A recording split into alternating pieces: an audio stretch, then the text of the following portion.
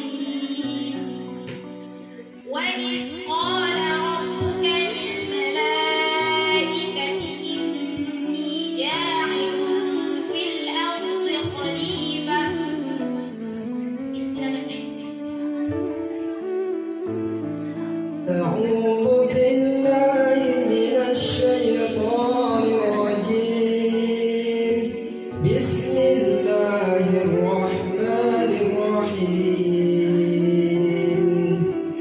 وإذ قال ربك للملائكة إني جاعل في الأرض خليفة قالوا